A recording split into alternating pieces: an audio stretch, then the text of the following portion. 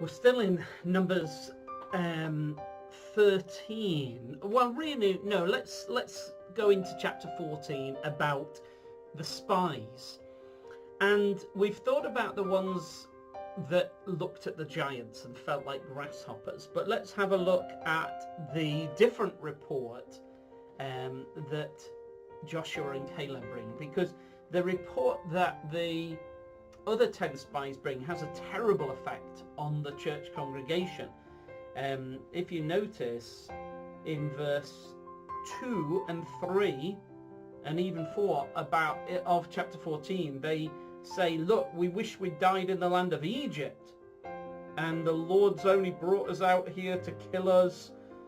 Shouldn't we just go back to Egypt and let's get rid of Moses? And this absolute despair has set in, because the other spies, instead of preaching hope, have preached despair and made the church family feel as if the enemies are impossible to defeat.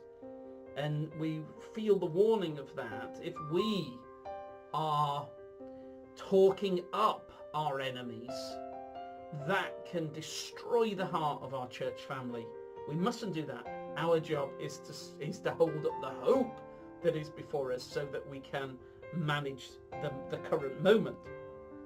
Moses and Aaron fell on their faces, but verse 6, Joshua and Caleb had this different, they just tore their clothes in upset about this, and they said, no, the land we passed through is exceedingly good, and if the Lord is going to give this to us, we'll easily get it. He will bring us in.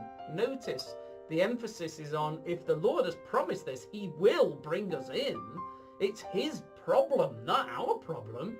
The giants could be 100 times bigger than they are, but if the Lord has promised this, he will do it. It's not up to us to create this promised land of the future.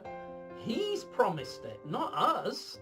So you can see that they've got a very different orientation.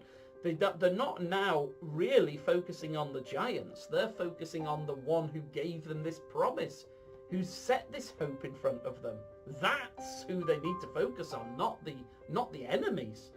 And then it says, only do not rebel against the Lord, nor fear the people of the land, for they are our bread. They are bread for us. Their protection has departed from them, and the Lord is with us. Do not fear them.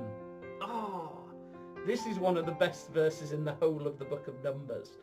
Don't rebel against the Lord. Don't fear these enemies. Why fear them if the Lord is with us?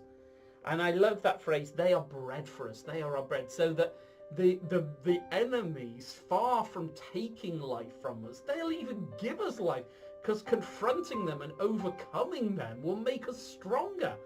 It'll be great because the Lord will be with us. He will give us victory. And therefore, confronting them is the bread for us. Like, we'll swallow them up.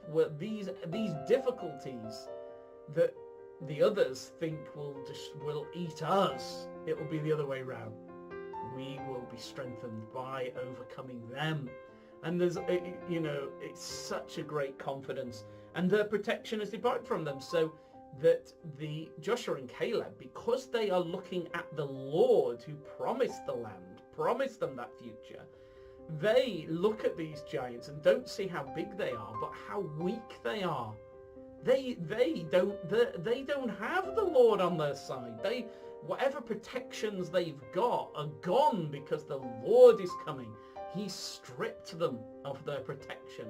And even the walled cities they're in, that's nothing. That's just paper. That'll disappear in a moment, which of course does happen when we think about the Battle of Jericho, where the walls just collapse when the church worships, really. Amazing. The Lord is with us. Do not fear them. Unfortunately, the church congregation didn't really listen to Joshua and Caleb, and the despair had already set in.